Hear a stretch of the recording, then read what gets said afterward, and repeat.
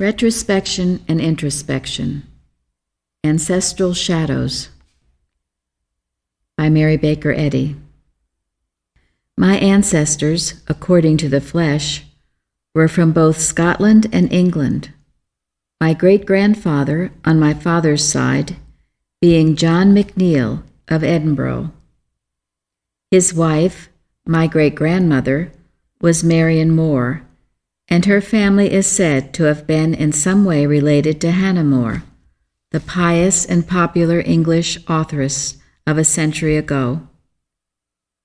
I remember reading in my childhood certain manuscripts containing scriptural sonnets, besides other verses and enigmas which my grandmother said were written by my great-grandmother.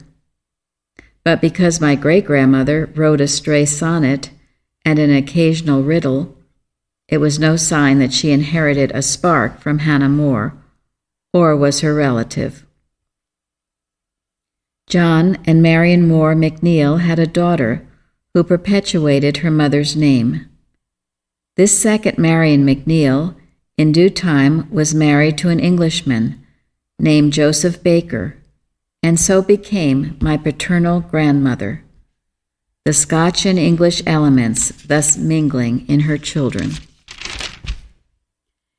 Mrs. Marion McNeill Baker was reared among the Scotch Covenanters and had in her character that sturdy Calvinistic devotion to Protestant liberty, which gave those religionists the poetic daring and pious picturesqueness which we find so graphically set forth in the pages of Sir Walter Scott and in John Wilson's sketches. Joseph Baker and his wife, Marion McNeill, came to America seeking freedom to worship God, though they could hardly have crossed the Atlantic more than a score of years prior to the Revolutionary period. With them, they brought to New England a heavy sword encased in a brass scabbard, on which was inscribed the name of a kinsman upon whom the weapon had been bestowed by Sir William Wallace, from whose patriotism and bravery comes that heart-stirring air, Scots, wha hae ye we, Wallace bled. My childhood was also gladdened by one of my grandmother Baker's books, printed in olden type and replete with the phraseology current in the 17th and 18th centuries. Among grandmother's treasures were some newspapers, yellow with age. Some of these, however, were not very ancient, nor had they crossed the ocean, for they were American newspapers, one of which contained a full account of the death and burial of George Washington.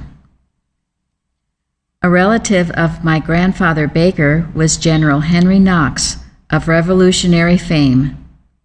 I was fond of listening when a child to grandmother's stories about General Knox, for whom she cherished a high regard. In the line of my grandmother Baker's family was the late Sir John McNeill, a Scotch knight, who was prominent in British politics and at one time held the position of ambassador to Persia.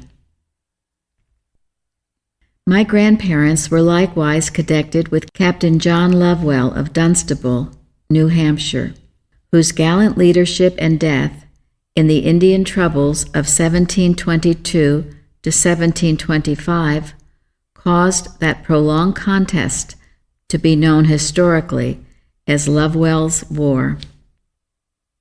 A cousin of my grandmother was John McNeill, the New Hampshire general who fought at Lundy's Lane and won distinction in 1814 at the neighboring Battle of Chippewa towards the close of the War of 1812.